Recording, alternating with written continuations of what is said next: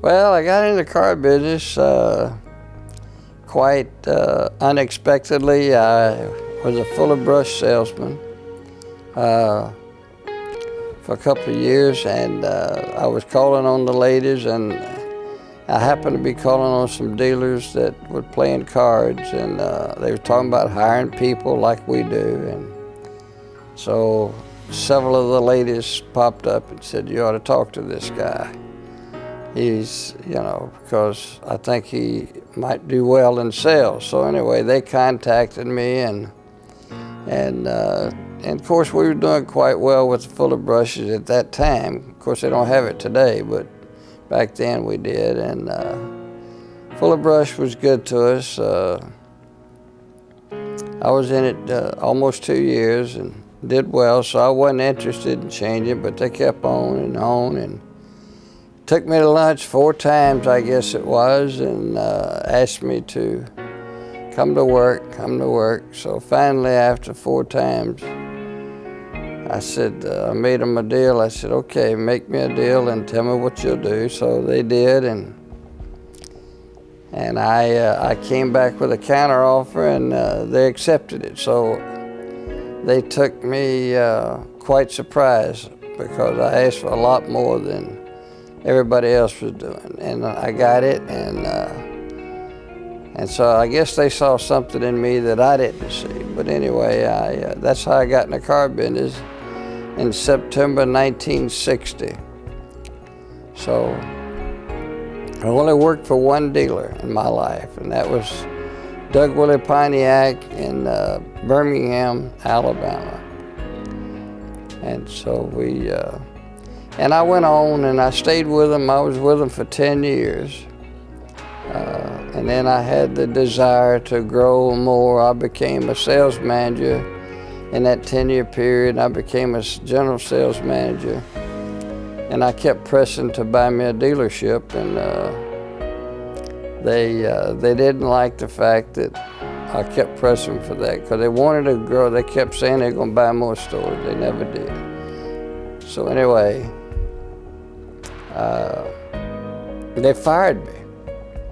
The general manager fired me, and because I was pressing too hard, I guess. But anyway, he fired me and let me go. And so I said, "Okay, here's my opportunity to look for a store." So I started pursuing a store and went to work for a short period of time with the understanding I was going to buy a dealership. I went to New Orleans, the wife and I, and we stayed there almost a year trying to find a store. And finally we did. We found a store, and the brother that he replaced me with called me up one day, and he said, "I understand you're looking for a store." I said, "Yep." He said, "There's a dealership in Sylacauga, Alabama." Now, most of you had never heard of Sylacauga, Alabama, but that's where Jim Neighbor's hometown was. So I called my brother and I said, "Go take a look and see what you think." Because I was bringing him into business with me because I felt like we had a great relationship as brothers, and I could trust him all the way. So that's why I wanted to bring him into business. And so anyway, he went and looked at it and called me back and said, "No," he said, "it's too small, little town, 10,000 people. You ain't gonna like it." I said, "Well, I'm coming up there, I'm gonna take a look." So we came up, take a look. This was on a Sunday.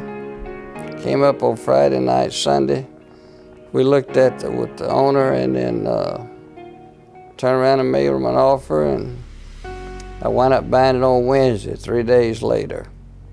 So I bought it 3 days later, and so that made us happy. So I brought my brother in. He and I were partners in the dealership, and so we had a great relationship. We were there 5 years. In the process of the 5 years, I bought 5 acres of property on Highway 280, and we built a store there, which is there today. One of our ex-employees moved up there for a year and a half and came and talked to Ginger and told all about it. They still remembered us. Anyway, we bought the store and we built that dealership from nothing and built it up pretty good. And so finally, after 5 years, I told my brother it's time for us to look at another deal. So he said, okay. So I bought a Pontiac Cadillac store in Anniston, Alabama, which is 60 miles away from us.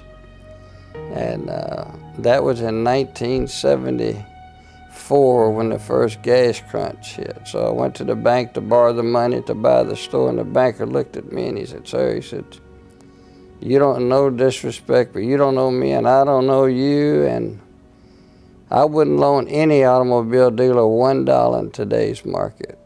So we had already had approval from General Motors for Pontiac Cadillac store. And so anyway, that went on for about 6-8 months. Next thing I know, this great big guy flew down, he's the Southeast Regional Manager for Pontiac, and flew down with him and the zone manager for Pontiac in Atlanta came to the office, and so trying to be nice to him from Detroit, you know. I said, would you like a cup of coffee? He said, hell no, I don't want no coffee. I want you to go through that store in Anniston, Alabama. So I don't know, the way he came at me kind of hard, and so I said, well, thought for a minute, got my composure, and I said, well, I don't want that store. He said, what's the matter with that store? I said, I want a bigger store, and I'm going to Florida. He said, ain't no deals in Florida. I said, I'm gonna find one, okay.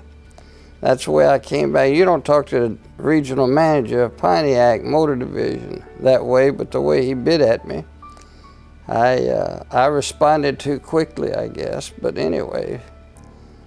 So 2 weeks later, he calls me up. He said, you serious about going to Florida? I said, yeah. He said, there's a deal in Lakeland, Florida. Go see if you can put it together. I said, where in the world is Lakeland, Florida? I've heard of Miami and Tampa and Orlando, but I never heard of Lakeland. Where is Lakeland? He said, it's in the middle of the state. He said, go down there. I'll have a car waiting for you in Tampa, so go down there and see if you can put it together.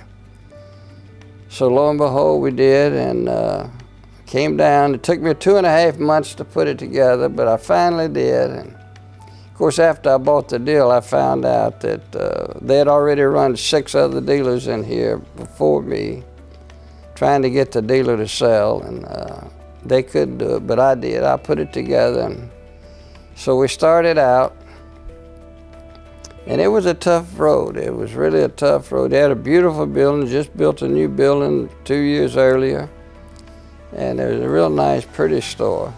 I don't think I took any pictures of it. I should have, but anyway, it's a gorgeous store, and so we had 22 people working there when I took the store over.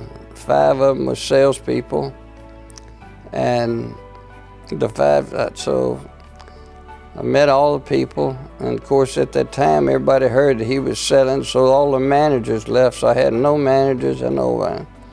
And I had, I think, 6 or 8 technicians, and I had office people, and I had 5 salespeople, and so I called a meeting, and our anniversary was May 15, 1976, and to this day I've never forgotten it. But I had a sales meeting at 8 o'clock in the morning, and I said, there's 2 things I'm gonna ask of you.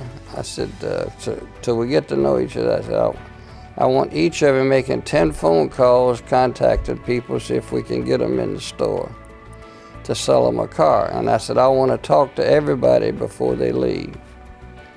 The meeting lasted probably 20-25 minutes. Anyway, go in my office, one by one, they came in individually and said, I'm leaving. I said, what do you mean you're leaving? He said, yeah. He said, I'm gonna go on. Now, I had 5 salespeople, and they sold 20 cars the month before. So that, divide that in a minimum wage, you find out nobody was making any money. So the second one came in and said, hey, I'm leaving. I said, what for? He said, well, I'm gonna move on. I said, okay. So I accepted that one. The third one came in and said, I'm leaving. I said, oh, okay, well, all right, you're gonna go with your buddy, okay. Fourth one came in. Then the fifth one comes, the last guy comes in, and he said, I'm leaving. I said, well, wait a minute, hold on, everybody's left but you and me. He says, why don't you, I said, they didn't give me a chance to say this, but I'm telling you, once you give me 30 days, if I don't make you any money in 30 days, then you quit.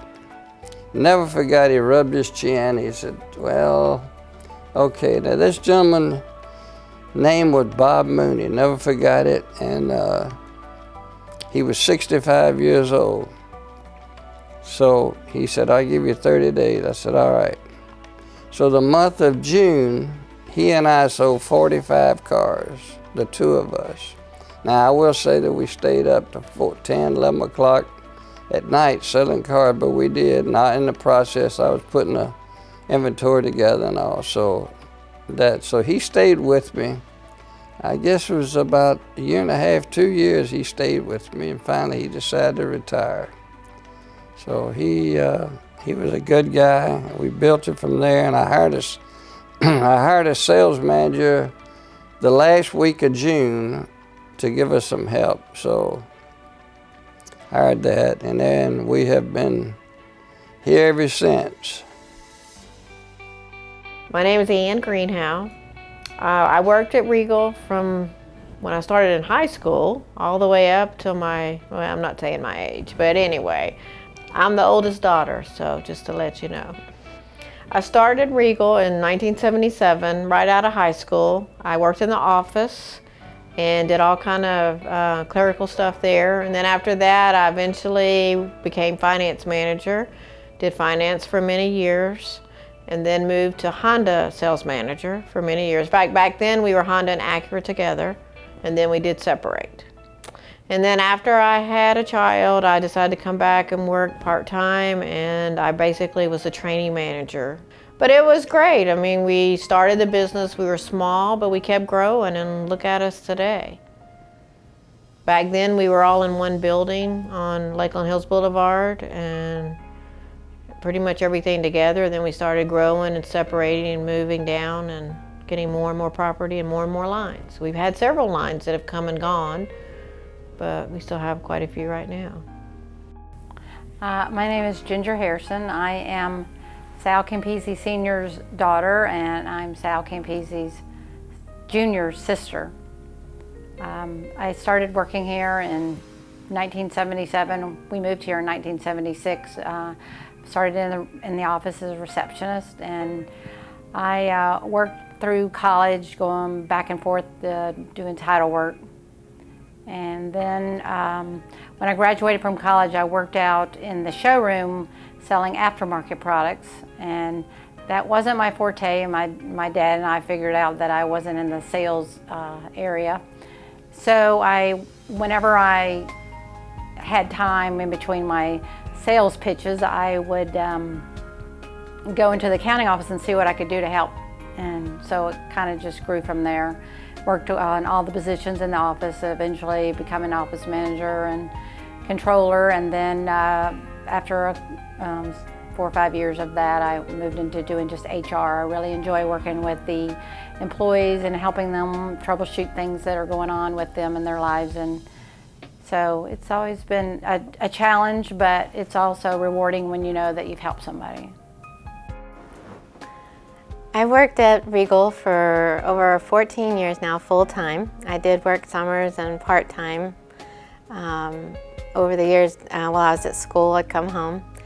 And I worked in accounting, finance, and now I'm doing community relations, which I feel like I've found my niche just because I like being with people and really getting our image to the customers, because I think I'm proud of what my father has built and just want it to be the best it can be.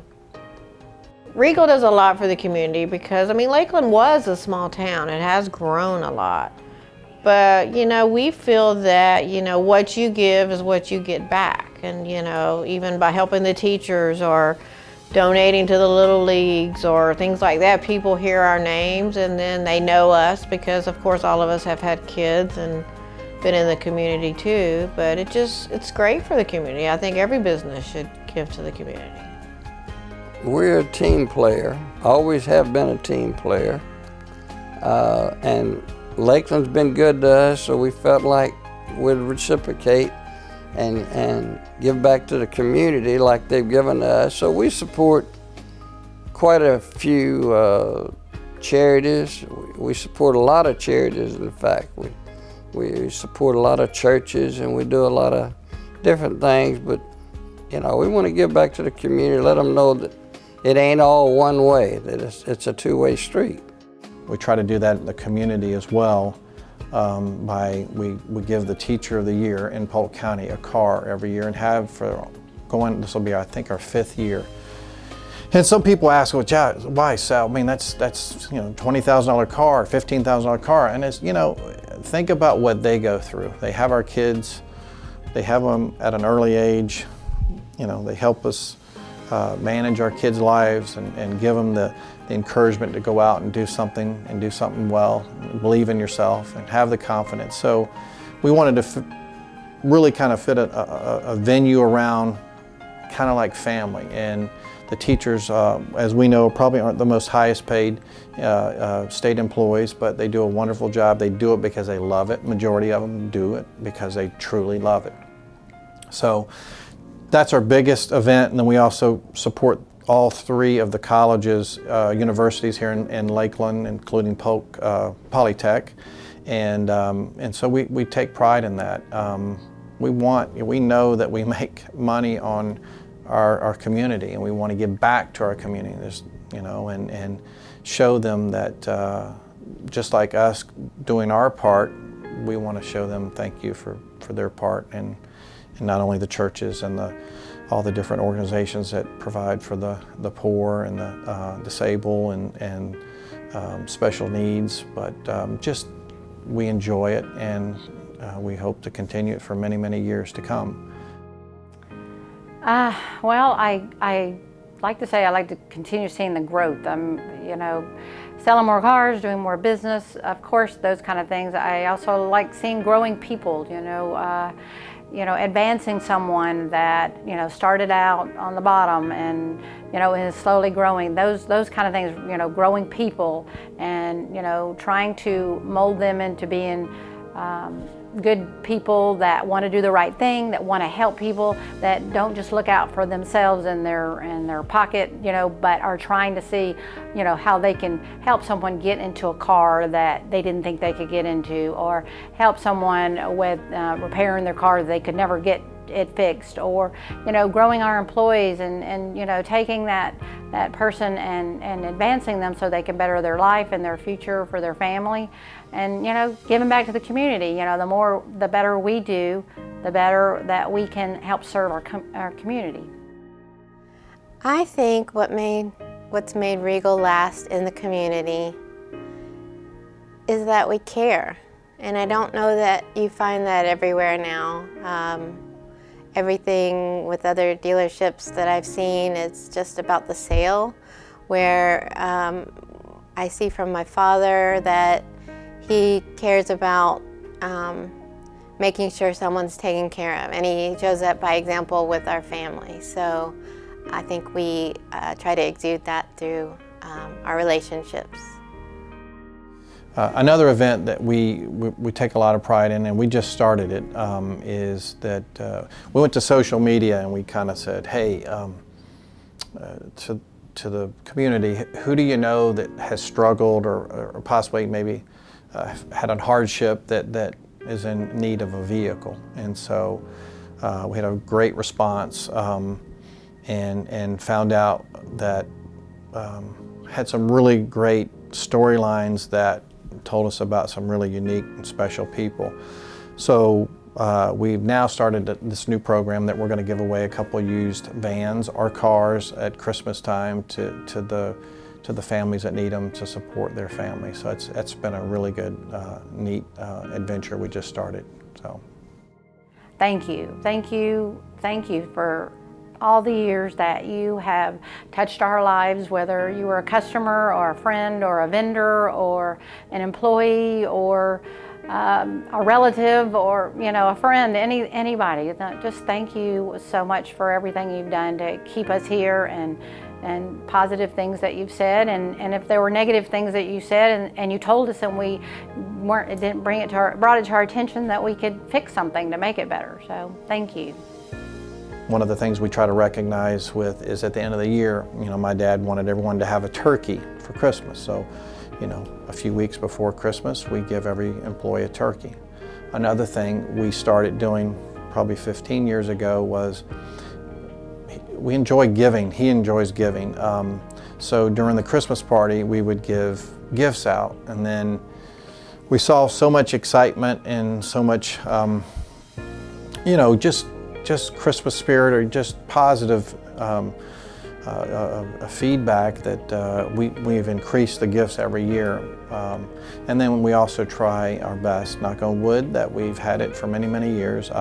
We give a little year-end bonus. And when you're with the company, you know, you're 10 years there, you get a little bit more money, and we try to do that because we're trying our best to not only show our employees that we care about you, but we want to show you know, you guys that you do a wonderful job for our family, and we're trying to just give back a little bit. Well, I would like to hope that we're going to maintain the same philosophy we've had over the first 40 years. And Sal Jr. has taken it, and he's running with it. Sal Jr., I told him when he was 10 years ago, I said, he's going to be twice better than I ever thought about being. He's a good leader. He's got a good head on his shoulder. I have to fuss at him sometimes, but he is very conscientious, and he feels the same way I do. I mean, we both do, that treat our people right, educate them, and we spend a lot of money on educating our people to make sure that they can perform their responsibility with a lot of ease and not have to fight. So Sal does a lot of good things about that, and he's more conscientious of that and the people than I am. So Sal runs the store, and I'm here when he needs me, and of course we fuss sometimes, but he's a good son, and he's going to do a good job, and long after I'm gone, he's going to project this. He's doing a lot better than I ever thought about doing. So I think we got a lot of growth, a lot of security, and everything. He's going to make sure it's going to fly, that the people are going to enjoy their lifestyle here and the growth potential, because we never know what's up the road, and when something prevails, we're here to talk, we're here to look, we're not walking away. This ain't the end of the road. So if we get an opportunity to buy a store or whatever, we're going to look at doing that. And that gives our people an opportunity to grow. See, we do a lot of growth inside. We like to move our people from inside up, and that's the way, rather than going outside that, you know, we don't know who they are. This way they grow with us, but unfortunately sometimes we don't have the people with the knowledge to promote that particular area, so we have to go. But that's not our fault. We want to go out, we want to promote from within, and that's what we try to do. So give everybody an opportunity. And I could name you so many people that we move, from porters to sales, to service, to writers, to service managers, and so forth. And that leads me to my dad's just desire, his drive, his passion to be successful. It's not always about money. It's about taking the potential that God has given you, whether you're a great tech, whether you're a great, advisor, salesperson, but taking what God's given you and try to grow upon what you can do to help other people in their lives. And that means a lot to the name Regal. And so I really appreciate all of you guys for being here today. And for those of you that have been with the company a long time, we want you here as long as ever. Thank you.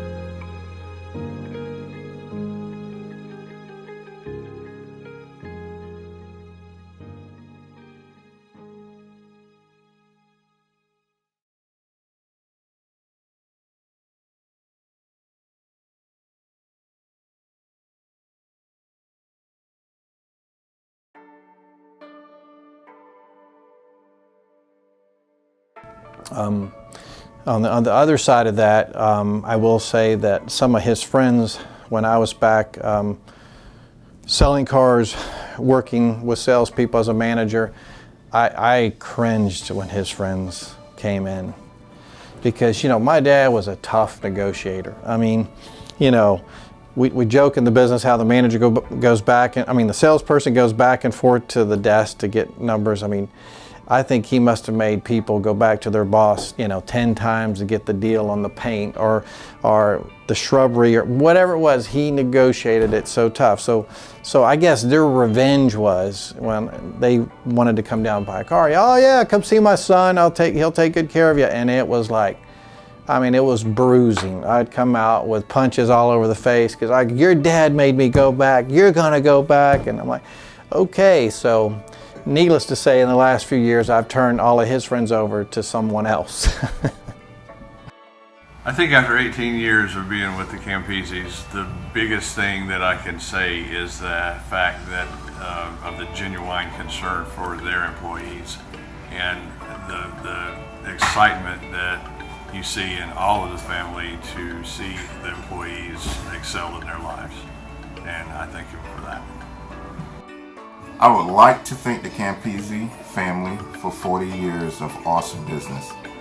I would like to say the reason that I've been with the company for 15 going on 16 years is because of the consistency, the love, the caring of a family-owned business. So congratulations, and let's do 40 more. Okay, so 15 years here at Regal Automotive, having a great time.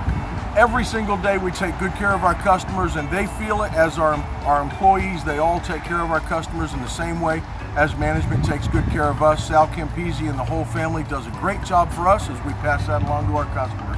I don't know a better way to make a living. 15 years looking for 15 more at Regal Automotive. Have a great day. A memorable story that I remember here at Regal working a while back was there was a big storm and all the lights had went out. So I go to service and we get a cord and we're able to hook into the car so we could have power, so we could handwrite a contract to get someone delivered in a car. So it was like a fun night, but a very stressful night at the same time. But the customers were happy they got to take their new car home and sign their paperwork. Because back then we didn't just spot them and they didn't sign anything. But I remember that. I remember, you know, things you do to put a deal together. Yeah, I haven't been here so long. They take care of me. Free food on Saturdays doesn't hurt. And they're great people. I couldn't imagine working for anybody else. So funny memories, I'll always cherish and appreciate my dad talking at any Christmas party, in the showroom, him at the manager's Christmas party. I'm sure there's people that can appreciate that. And anytime he has meetings, he always wants to make it special and funny and get people interested and laughing. I've been with the Regal family for 22 years. They've taken really good care of me. Anything I've ever needed, they went out of their way to help me and support my family. Hi, my name is Darla Koffler. I've been with Regal for a total of 17 years, and I just want to say thank you so much to the Campese family for all the opportunities that you've given me and my family. I started Regal here as a switchboard operator, and I just can't say thank you enough for, we're promoting within, and I know you do that for so many of our employees. So thank you, thank you, thank you. I've been with Regal since I was 19 years old, and coming in, I knew nothing about the car business. One of the things that I love about Regal is the knowledge that they provided me with to grow not only myself, but with the company as well. I came over to the Chevrolet building whenever it first opened and have been here ever since. I just want to thank you guys for everything that you've done for me. Another thing growing up, I will tell you, it was great having 4 sisters, and they've all taken part in making Regal what it is today. But I will say back in the years when we were really young and we got cars, and we were fortunate to get cars at 16, most of us got used cars, but I will say, without mentioning any sisters' names. A few of them kept a body shop in business. Even back then, we had a gas pump that was actually on the property. And there was a few times when I was working in parts as a counter guy, they'd come in and they'd give me their card or whatever it was we used, slip, and we'd put on the 10 gallons, and all of a sudden people would run in the store, Sal, your sister, she just took off. I said, I know, she just got gas. Yeah, but she took off with the gas nozzle still in the car. So it was hilarious because we all kind of got a kick. No one got hurt, there was no explosions or anything, but then we had another sister that she had a brand new Trans Am, and she was coming back from Tampa. She did attend college in Tampa. That won't give you any hints, but one day I'm out there, I think I was a lot guy back then, and I said, hey, you're missing the whole bottom half, because the Trans Am had all these moldings around the side. It was, made the car look the way it was, and I said, it's all missing, and she said, what do you mean it's all missing? And I said, well, it's all gone. And she said, oh my God, I think I fell asleep and drove in the median on I-4. I said, oh, okay, well, so I don't think my dad ever found out on that one, but needless to say, it was a very entertaining situation. So I would do my best to cover for him at that age. All right, next. Of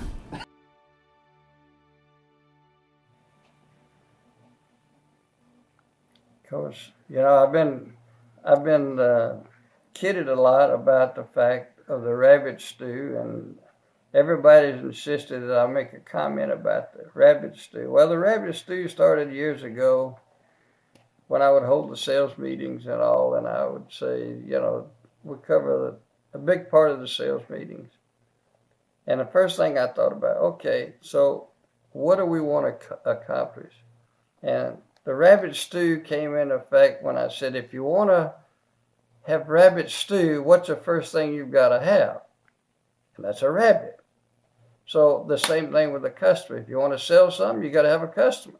So that's where the rabbit stew came in effect, that if you don't have a rabbit, you've got no rabbit stew. So that's why everybody kids me about this, but that's fact. So whether it be service, whether it be sales or whatever, you got to make contact face to face with people. You can't make contact face to face, then you want to be on the telephone. You want to talk to people. There's too much of this texting going on in today's life that nobody gets to know each other. Everybody wants to text, but you don't talk to each other like you have in the past. And that's one thing I hate, that over the years you had a better family relationship.